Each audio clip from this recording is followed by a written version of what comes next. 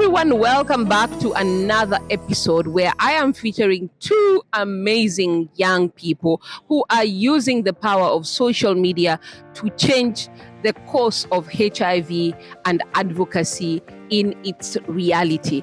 And this particular episode is called Digital Frontiers because that is what they are, and that is how they are harnessing their youthfluencer power for behavior change. Have you people changed behaviors? 100%. So today we are going to talk about some of the conversations that they're having online. How are they changing the behaviors of their fellow young people, or rather our fellow young people, and also how that is impacting the region where we're coming from, which is East and Southern Africa, and also the millions of young people who rely on social media for information nowadays, and how that also gets to inspire them out there, but also the opportunities that come with that, the challenges that come with that, the stigma that also comes with that, and specifically because they are both in the area of sexual reproductive health and rights. As the digital landscape keeps changing and keeps evolving, there has never been a more important time for us to have this conversation on our realities on social media and how we use social media. So both of these two amazing young ladies are youthfluencers. What is a youthfluencer? You're going to learn shortly. Okay, so both of them have basically gone through training and mentorship, and also that training involves strategic communication for them to become youthfluencers. So they're certified. This is certification, okay?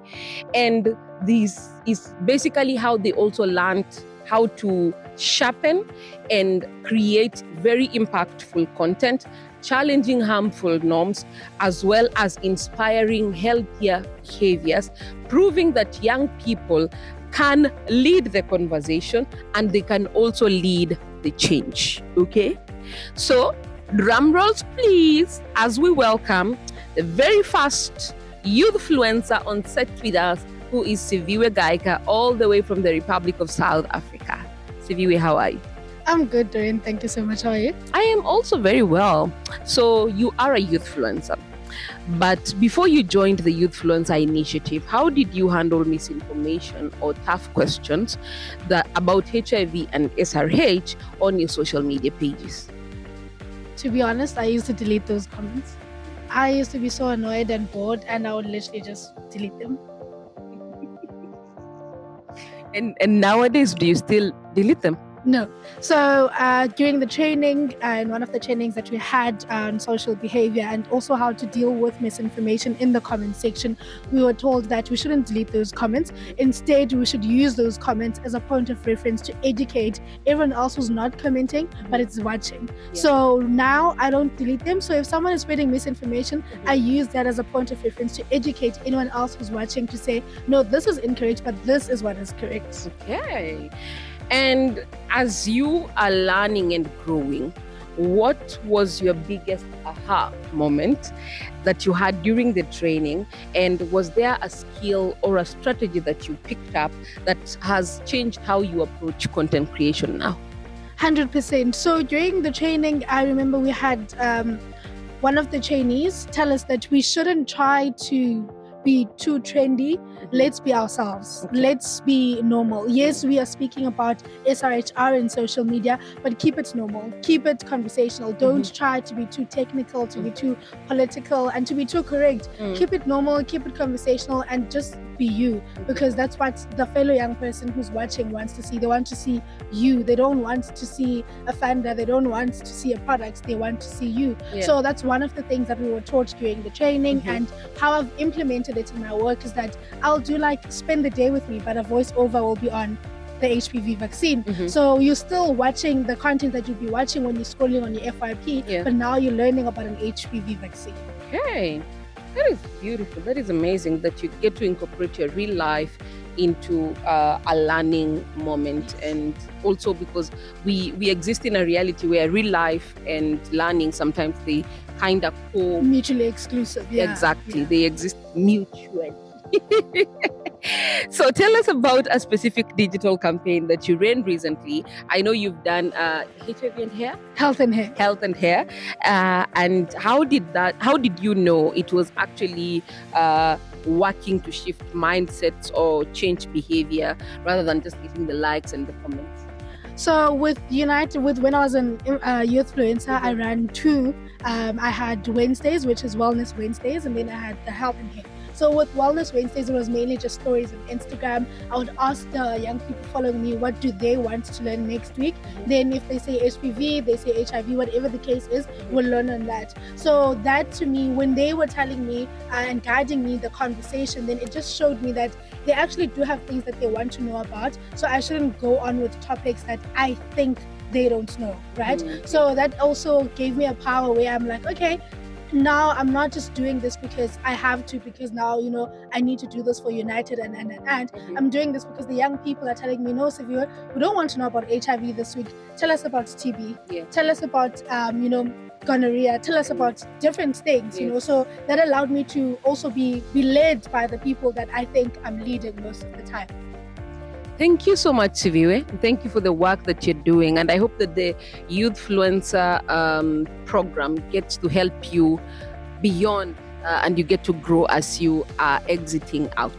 Thank you so much. And from the Republic of South Africa, I am now going to the Pearl of Africa, Uganda.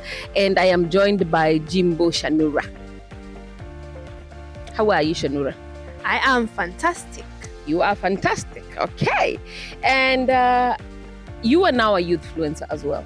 And we also see very many people trying to be influencers online. And they basically all buy a phone, a tripod, and they want to start their journey. Why is it very important that youth advocates bridge the gap between being a digital creator and being a source of trusted, scientific, and lived experience information?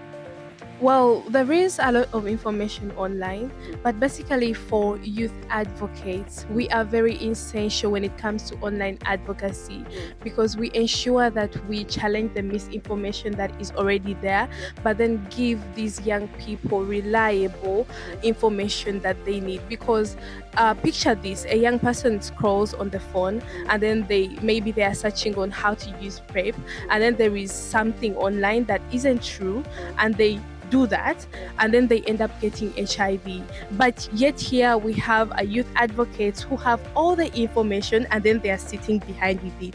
But if we come online and we are like, these are the facts, and you are a young person, you can do this, you can access this information. If you're having this challenge, this can be worked on, and that young person gets that information, then she will be prevented from getting HIV. So you see that we youth advocates, we are very essential to bridge that gap, to ensure that young people not only have the correct information, but again, they have protection online. You know, influencing is not only about giving information. It goes around giving protection to young people. It goes around advocacy, policy, ensuring that things change. So we understand our communities. And when we come online, we ensure that the gap is really bridged. Thank you so much. And as we are about to wrap this up, I have a question for both of you. And maybe Shanura, you can start, and then Siviwe finishes incoming, outgoing. So what is the one message that you want to share with every young person who thinks their voice is too small to make a difference? A young person that is watching me, actually, you do not need to have millions of people following you for you to have impact online or to be relevant. One post can educate someone. One story can challenge stigma. And one conversation like we are having one can create change, can ensure that a young person has access, can ensure that the world knows that some things are not working, but then they can be worked on, can ensure that people are aware that, oh, I'm in this place, but then this can be worked on. So just your voice alone is enough to create change. So wherever you are, you can create change. You don't need to have a lot of followers. You do not need a lot of people to know. You do not need to be in these big conferences or whatever. Wherever you are, you can create change. Just get that phone, just get those facts, put them online, and you can start your own community wherever you are. For me, I think I'd like to say your voice doesn't lie in an iOS phone, doesn't lie in a tripod, doesn't lie in the number of followers or the number of likes. It really lies within you, and all you have to do is just start. So you've heard from the youthfluencers, you've seen that it is really an impactful program for the young people, not because people who are already creating content and influencers are not making a clear impact, but if we want young people who are empowered to be able to empower other young people, it's more of a ripple effect. We need to continue investing and continue supporting young people who are coming up, who want to be a digital voice, want to be a trusted voice, and who can be able to talk to their fellow young people as well. And that is what the Youthfluencer program means, basically. So thank you to both of you for the good work that you're doing. Continue inspiring young people, continue educating other young people, because at the end of the day, the conversations around HIV and SRHR need to be heard, and there are more young people who don't know about them. From me, merci beaucoup. Until next episode.